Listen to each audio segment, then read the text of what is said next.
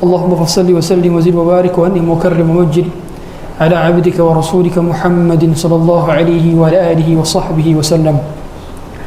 فإن أحسن الكلام كلام الله وخير الهدى هدى محمد صلى الله عليه وسلم وشر الأمور محدثاتها وكل محدثة في الدين بدعة وكل بدعة ضلالة وكل ضلالة في النار. فيا عباد الله أوصيكم ونصي المذنب بتقوى الله وطاعته لعلكم تفلحون فقد فاز المتقون. تقوى إله العالمين فإنها عز وحرز في الدنا والمرجع فيها غنى الدارين فاستمسك بها والزم تنل ما تشتهيه وتدعي. فقال عز من قائل يا أيها الذين آمنوا اتقوا الله حق تقاته ولا تموتن إلا وأنتم مسلمون. فقال تبارك وتعالى يا أيها الذين آمنوا اتقوا الله وقولوا قولا سديدا يصلح لكم أعمالكم ويغفر لكم ذنوبكم ومن يطع الله ورسوله فقد فاز فوزا عظيما. فقال أعز من قائل يا أيها الناس اتقوا ربكم الذي خلقكم من نفس واحدة وخلق منها زوجها وبث منهما رجالا كثيرا ونساء واتقوا الله الذي تساءلون به والأرحام إن الله كان عليكم رقيبا. Ma'asyiral hadirin, jemaah sidang Jumat yang dirahmati Allah Subhanahu wa taala. Tidak ada kata yang pantas untuk diucapkan melainkan kalimat syukur alhamdulillah atas segala limpahan rahmat, karunia, taufik, hidayah sehingga saya dan Anda sedang berada di masjid yang mulia ini dalam rangka mentaati ketaatan yang Allah perintahkan di setiap hari Jumat, menghadiri salat Jumat dan khutbah Jumat. Pesan takwa terlalu terselipkan dalam khatib dan khutbah Jumat agar senantiasa kita meningkatkan ketakwaan. Apapun jabatan dan pangkat Anda, apapun profesi dan gelar Anda, apapun status kedudukan Anda di sosial dan masyarakat, ketahuilah kedudukan kita sama, tidak ada yang membedakan. Meskipun helmnya berbeda, meskipun rompinya berbeda, beda warna, beda pangkat, bahkan beda gaji dan bonus tahunannya, tetapi ketahuilah status kita di sisi Allah Subhanahu wa taala yang membedakan hanyalah ketakwaannya. Rasul sallallahu alaihi wasallam sudah katakan, "Inna akramakum indallahi atqakum." Tidak ada yang paling mulia di antara kita kecuali yang paling bertakwa. Yang mulia bukan yang sedang berada di depan Anda. Yang mulia bukan yang memakai peci. Yang mulia bukan yang pakai jubah, sarung dan baju koko setiap hari. Tapi yang mulia yang senantiasa bertakwa apapun profesinya, berapapun gajinya, setinggi apapun pangkatan jabatannya. Tetapi ketika dia masih bertakwa, baik ketika sendirian maupun ketika beramai-ramai, maka dia adalah orang yang terbaik di sisi Allah Subhanahu wa taala. Salawat besar salam kita haturkan kepada beliau dan jauh di sana yang belum pernah kita lihat wajahnya, tapi kerinduan memupuk dalam dada. Kita ucapkan Allahumma salli ala nabiyyina Muhammad, terkhusus di hari Jumat, karena kata beliau man shalla alaihi salatan sallallahu alaihi biha ashran. Siapa yang bersalawat kepada beliau satu kali, maka Allah akan memberikan ampunan dan pahala ganjaran sebanyak 10 kali.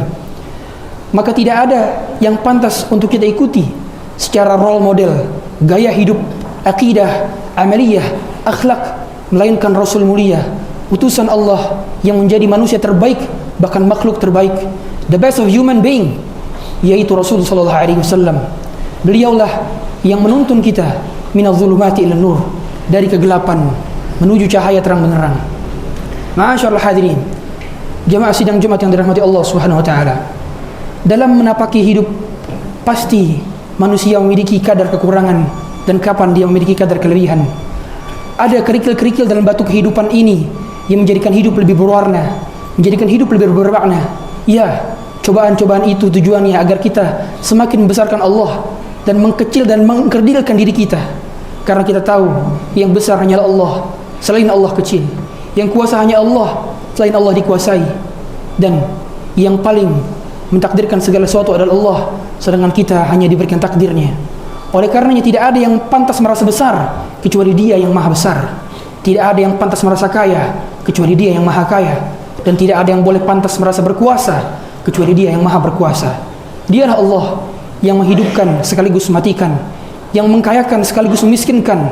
Kalau sekarang kita berada di dunia, maka besok barangkali sudah berada di kuburan.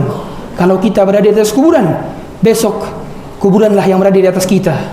Maka jangan pernah sombong wahai saudaraku.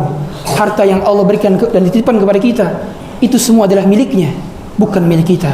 Anak, istri, keluarga, pangkat, jabatan yang kita miliki hakikatnya bukan milik kita. Karena dalam Islam tidak pernah menganggap konsep ownership. Kita semua dititipi, bukan memiliki. Ma'asyiral hadirin, jemaah sidang Jumat yang dirahmati Allah Subhanahu wa taala. Sifat yang paling membuat kita bahagia dalam menjalani kehidupan ini hakikatnya adalah qanaah. Bukan berapa banyak harta kita, bukan seberapa tinggi gelar kita, bukan seberapa tinggi jabatan kita, tapi sifat itu adalah sifat qanaah. Apapun keadaan seorang hamba, selama dia beriman dan selama dia mendapati sifat qanaah, maka dia adalah orang yang paling bahagia menjalani kehidupan yang katanya adalah kehidupan yang begitu sulit. Sebagaimana Allah sudah janjikan, man amila salihan min dzakarin aw untha wa huwa mu'minun falanuhyiyannahu hayatan thayyibah wa lanajziyannahum ajrahum bi ahsani ma kanu ya'malun. Siapa yang beramal saleh dan dalam keadaan beriman, maka akan dibagikan kepadanya kehidupan yang penuh dengan kebaikan dan akan diberikan pahalanya sesuai dengan derajat kebaikannya. Ketahuilah, kunci daripada kebahagiaan hanya dua: beramal soleh dan beriman kepada Allah Subhanahu wa taala. Inilah yang akan mendatangkan sifat qanaah sebagaimana dijelaskan oleh Hasan Al-Basri dalam memaknai hayatan thayyibah, kehidupan yang bahagia, kehidupan yang penuh dengan kesenangan. Hayatan thayyibah maknanya adalah lanarzuqannahu qana'atan yajidu ladzataha fi qalbiha. Begitu Hasan Al-Basri ketika menafsirkan hayatan thayyibah, yaitu sifat qanaah, sifat merasa cukup.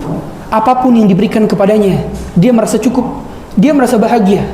Rasa syukurnya lebih banyak daripada rasa keluhnya. Lisannya lebih sering berucap alhamdulillah dari berkata aduh. Lebih sering dia mengucapkan masya Allah daripada mengapa begini dan begitu. Dia selalu menerima takdir Allah, betapapun gajinya sedikit, meskipun banyak percobaan yang dihadapi, tapi lisannya selalu basah dari ucapkan alhamdulillah, masya Allah, tabarakallah. Begitulah seorang beriman yang menjadi tolak ukurnya bukan besar kecilnya, bukan banyak sedikitnya, tetapi apakah itu datangnya dari Allah. Selama datangnya dari Allah, dia bahagia. Selama datangnya dari diri sendiri, maka dia patut dicurigai bahwa hakikatnya tidak ada usaha dan daya upaya, melainkan semuanya pemberian dari Allah Subhanahu wa taala. La haula wala quwwata illa billah. Bahkan dalam setiap hasil yang terjadi, tidak ada satu andil pun dalam diri kita. Semuanya adalah andil Allah Subhanahu wa taala. Maka seorang yang beriman tidak pantas mengatakan hasil tidak akan mengkhianati usaha. Ini adalah perkataan yang merusak akidah kita. Karena hakikatnya hasil yang menentukan adalah Allah Subhanahu wa taala. Manusia diberi ganjaran atas usahanya, atas prosesnya, atas kerjanya, atas keringatnya. Ya, kita diberikan pahala atas itu semua. Tapi lagi-lagi yang menentukan hasil bukan usaha kita.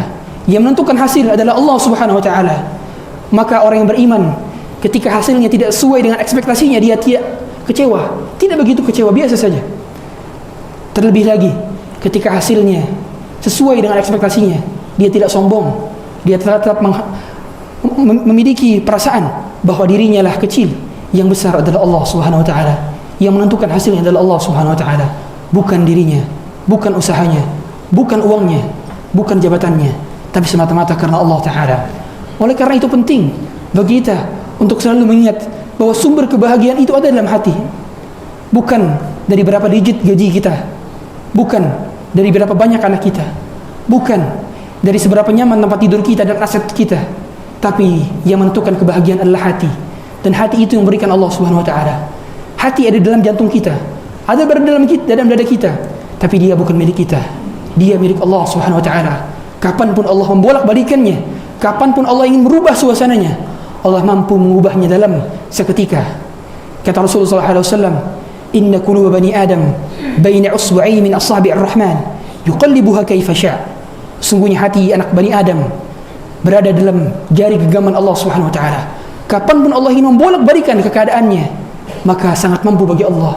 Kalau sekarang kita mendapatkan hidayah menghadiri salat Jumat, bisa jadi besok sejadi lusa, sejadi minggu depan, sejadi bulan depan, Allah tarik hidayah dari hidup kita. Allah tarik hidayah dari hidup kita sehingga kita tidak lagi menghadiri salat Jumat. Kalau hari ini kita beriman, salat berjamaah, menghadiri salat Jumat dan khutbah Jumat, bisa jadi besok, lusa, minggu depan, bulan depan, tahun depan Allah cabut hidayah dalam diri kita. Oleh karena itu wajar permintaan kita 17 kali minimal dalam sehari semalam adalah ihdinas siratal mustaqim. Ya Allah, berikanlah kami hidayah karena kami adalah orang tersesat. Karena setiap di antara kita tersesat kecuali hanya orang yang diberikan hidayah. Setiap di antara kita adalah miskin kecuali Allah yang akan cukupkan.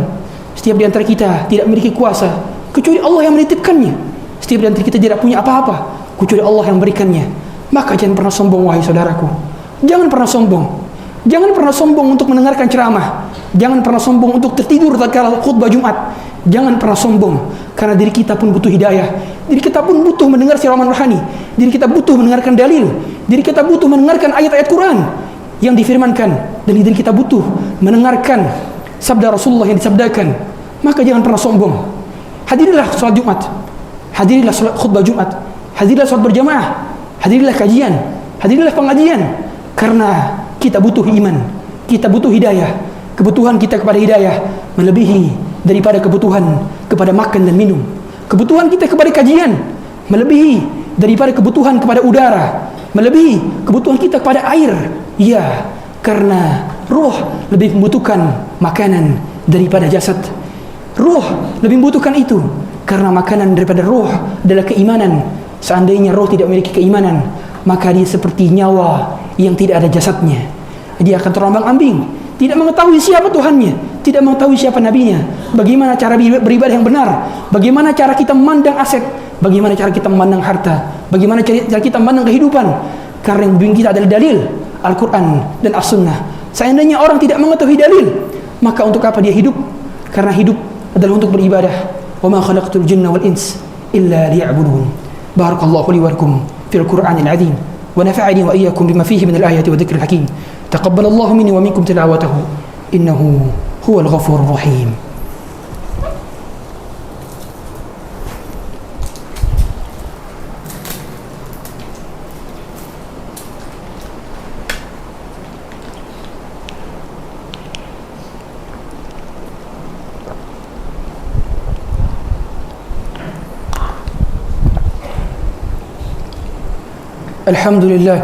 الحمد لله الخالق الوجود من العدم وجائل النور من الظلم ومخرج الصبر من الألم فنشكره على المصائب كما نشكره على النعم ونصلي ونسلم على رسول الأكرم ذي شرف الأشم ونور الأتم وكمال نبي والخاتم سيد ولد آدم الذي بشر به عيسى بن مريم ودعني بثطه ورحمه السلام حين كان عرفه قريبة لا محرم وصلى الله على النبي الأمي وعلى آله وصحبه وسلم فقال تبارك وتعالى والعصر إن الإنسان لفي خسر إلى الذين آمنوا وعملوا الصالحات وتواصوا بالحق وتواصوا بالصبر فأوصيكم ونفسي المذنب بتقوى الله وطاعته لعلكم تفلحون فقد فاز المتقون فقال تبارك وتعالى إن الله وملائكته يصلون على النبي يا أيها الذين آمنوا صلوا عليه وسلموا تسليما اللهم صل وسلم وزد وبارك وأنعم وكرم ومجد على عبدك ورسولك محمد صلى الله عليه وعلى آله وصحبه وسلم اللهم اغفر للمسلمين والمسلمات والمؤمنين والمؤمنات الأحياء منهم والأموات إنك سميع قريب مجيب دعوات ويا قاضي الحاجات اللهم لا تدع لنا ذنبا إلا غفرته ولا هما إلا فرجته ولا دينا إلا قضيته ولا مريضا إلا شفيته ولا حاجة من هوائج الدنيا هي لك رضا ولنا فيها صلاة إلا قضيتها ويسرتها اللهم أعز الإسلام والمسلمين وأذل الشرك والمشركين ودمر أعداءك أعداء الدين وانصر إخواننا المسلمين في فلسطين وانصر إخواننا المسلمين في سوريا وانصر إخواننا المسلمين في كل مكان وفي بلدنا هذا خاصة ومن بلدان المسلمين عامة إنك أنت السميع الدعاء ربنا آتنا في الدنيا حسنة وفي الآخرة حسنة وقنا عذاب النار عباد الله إن الله يأمر بالعدل والإحسان وإيتاء ذي القربى وينهى عن الفحشاء والمنكر والبغي يعظكم لعلكم تذكرون فاذكروا الله العظيم يذكركم واشكروه على نعمه يزدكم ولذكر الله أكبر الله يعلم ما تصنعون أقيموا الصلاة